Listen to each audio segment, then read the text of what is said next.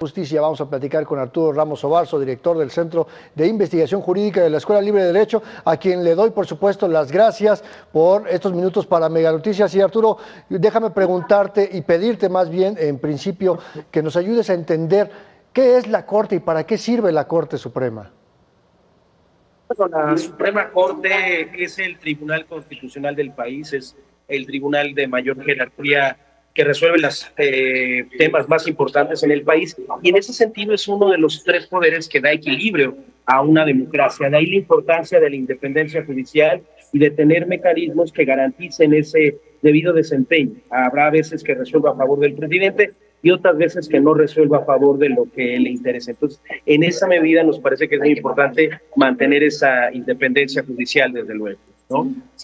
El presidente dice que 11 personas de la Suprema Corte de Justicia no deberían de decidir lo que se decide en otros poderes o que no representan al pueblo, y por eso su propuesta de que la sociedad elija a quienes ocupan cada magistratura, en este caso, como se elige a los diputados, a presidentas municipales. ¿Es viable? ¿Es, desde el punto de vista jurídico, pues una propuesta sensata? Pues la verdad es una decisión que todavía no conocemos ya el proyecto final. Sabemos que el 5 de febrero hará esa propuesta. Ya ha habido varios intentos de implementar esto. Evidentemente necesita de una votación para hacer una reforma constitucional, cosa que no la tiene por sí mismo su partido y los partidos aliados, pero es una decisión muy polémica porque son muy pocos los países que eligen popularmente a los integrantes de la Suprema Corte. Básicamente el caso que conocemos es el de Bolivia, y hay, es cierto, otros casos en otros países donde se eligen popularmente a ciertos jueces, pero no son los integrantes del máximo tribunal, del Tribunal Constitucional o de la Suprema Corte. Vemos casos en California o en Florida, pero son jueces de primera instancia, jueces de condado que no resuelven, digamos, no son la última instancia, y en ese sentido se vuelve muy polémica porque es una decisión, una propuesta que pues no tiene referente en el mundo, salvo el caso de Bolivia. Esto es lo que nos parece preocupante, porque las funciones, el perfil de quienes integrarían la Suprema Corte, pues no, pareciera que no responderían a un talante democrático de hacer participar en una elección, sino es un perfil técnico. Muchas veces se habla de que otros perfiles técnicos pues no son electos popularmente, como pensemos los integrantes del Banco de México o de otras funciones técnicas que se requieren otros tipos de habilidades, ¿no? Pensemos que la elección popular está referida para cargos como el presidente de la República o los integrantes del Congreso, ¿no? Y digamos, la propia Constitución establece criterios de elegibilidad, ¿no? Para presidente de la República, haber nacido en este país, ser hijo de padres y madres mexicanos. Para el Congreso, antes hasta había ciertos criterios de edad, ahora ya no. La verdad es que para ser presidente municipal, diputado, senador, presidente de la República, ni siquiera hay una exigencia de estudios específicos, ¿no? Pues alguien con primaria puede ser presidente de la República. Pero en el caso de la Suprema Corte, pues tendrían que tener por lo menos esa licenciatura en Derecho, no en las universidades Patito, que de repente pues, se han hecho muy famosas. ¿Cuáles tendrían que ser los criterios, no solamente de elegibilidad, y que además también pues, no tendrían que pasar, o sería un riesgo pensar que tendrían que pasar por los partidos políticos esas candidaturas, ¿no, Arturo? Claro, hay que recordar que la propuesta del presidente, habrá que ver la inicial, el llamado Plan A, planteaba que fuera, digamos, una elección no votada, que hubiera una propuesta de 10 propuestas por el presidente, 10 por el Senado y 10 por la Cámara de Diputados.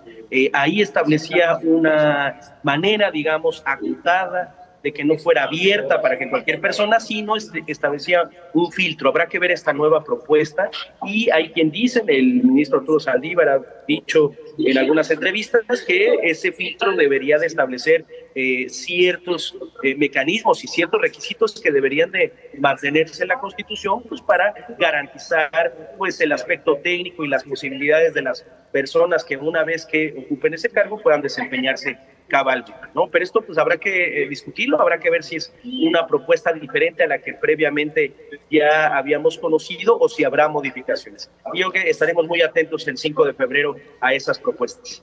Y fíjate que es un tema muy interesante porque algo que ha argumentado el propio presidente para descalificar los organismos autónomos es que la designación de quienes integran estos órganos pues ha sido por este tema de cuotas. Pues, ¿cuál sería la diferencia si el Ejecutivo propone 10, si el Congreso propone 10? También sería un tema de cuotas porque pues el Congreso lo integran partidos políticos, ¿no? Claro, hay que decir que es un debate que se da en las academias, en la opinión pública, de cuál es el mejor diseño para poder elegir a los jueces constitucionales, y es un debate inacabado.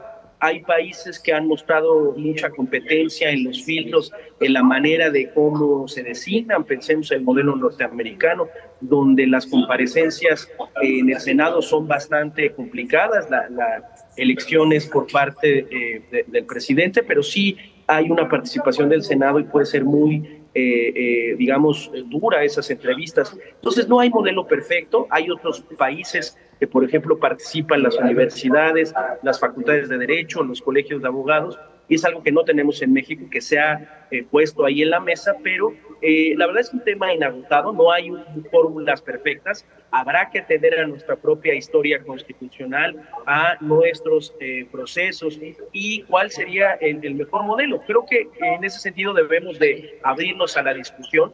Francamente se ve difícil que en este último tramo del sexenio una reforma de este calado pueda conseguirse, pero lo que me parece importante es que sí discutamos este tema que nos deja a veces a todos insatisfecho el modelo que tenemos actualmente, y que tal vez sea una oportunidad para que académicos, la opinión pública, los expertos, el propio Poder Judicial, la Judicatura, pues podamos encontrar un mejor camino para establecer este mejor método de elección, ¿no? Sin duda, creo que la participación de la sociedad civil, la academia es fundamental en cualquier transformación del país, en los temas que sea, pero seguimos viéndolo como que muy por encimita, demasiado tangencial, concentrándonos en la elección de quienes ocuparían cualquiera de las 11 posiciones de la Suprema Corte. Pero más allá, yéndonos un poco más hacia adentro, ¿qué tendría que cambiar? La ley orgánica de la propia Suprema Corte, el Consejo de la Judicatura, los tribunales de circuito, ¿cómo tendrían que empezar a modificarse para que funcione, pensando en que se elijan primero ministros y ministras y después todos los cargos hacia abajo? Sí, efectivamente, es algo que hemos discutido permanentemente. Se habla de una profesionalización en la carrera judicial, de establecer personas que hagan una larga carrera en la judicatura que les permita justamente adquirir ese conocimiento y esa perspectiva para poder desempeñar esta fórmula. Hay que recordar recientemente una reforma en el año de 2021 donde se hizo un especial énfasis, se cambió a la escuela, la estructura y las facultades, dándole un mayor peso a la escuela de formación, la Escuela Federal de Formación Judicial, que ya existía con el Instituto de la Judicatura Federal, y creo que ha habido avances en ese sentido, ¿no? Se ha hecho, creo que la gran mayoría de quienes integran la Judicatura Federal son personas respetables, honorables. Por supuesto, habrá algunos casos de corrupción que se han atendido, pero me parece que debemos apelar a una carrera judicial fortalecida, que quien aspire a hacer esa carrera pues tenga todos los elementos, los insumos, las motivaciones para mantenerse ella y por supuesto escalar en el escalafón judicial. Me parece que eso es algo primordial, que creo que ha habido avances, pero también justo fortalecer y digamos fomentar esta mayor presencia de juezas, de magistradas que también integren la judicatura, que también hay que decirlo, ha habido avances en ese sentido. Yo creo que puede ser importante evaluar lo que hemos logrado, los casos lamentables de venta de exámenes o que se lograron filtrar algunos exámenes, creo que se atendieron en su momento, y un poco fortalecer. Hoy vemos que muchas de las reformas han menoscabado ciertas fortalezas de la carrera judicial, y en ese sentido habrá que atender pues estos principios que existen en el Sistema Universal de Derechos Humanos, en criterios de la propia Corte Interamericana, para justamente fortalecer la carrera judicial. Y pensar en cómo abatir el tema de la corrupción y el gran rezago que existe en materia de justicia en todos los sentidos, fiscal, penal, civil, etcétera, ¿no? Que hay juicios que se van rezagando y se siguen encimando, y que abone también, creo yo, Arturo, a la confianza ciudadana, porque en este país 70% de la población no confía en los jueces. Sí, exactamente. Esto es un problema que arrastra el país, que es difícil poder superar en unos cuantos años. Me parece que se vuelve fundamental buscar en la percepción del Poder Judicial que los jueces no se vean tan lejanos de la gente, que hay muchas jurisdicciones especializadas, hay judicatura local, judicatura especializada en el ámbito administrativo, en el ámbito fiscal, y que en última instancia habrá que establecer, y esto es un gran pendiente también del Poder Judicial, que no ha logrado permear a la población mexicana para saber la utilidad y las funciones y el papel que ocupa en una sociedad y en la democracia mexicana. Creo que en ese sentido hay una tarea pendiente por parte del Poder Judicial de saber mejor comunicar lo que decide, las decisiones que indudablemente impactan en la sociedad, y creo que ese tiene que ser uno de los grandes pendientes. No solo pensemos en la Suprema Corte o en el Poder Judicial Federal, sino el resto del entramado judicial del país en el ámbito local y federal. Iba, finalmente déjame preguntarte si ustedes como Escuela Libre de Derecho, las barras de derecho, la academia, van a buscar incidir, buscar sentarse con el legislativo para encontrar la mejor reforma en esta materia, o ¿cuál es su visión?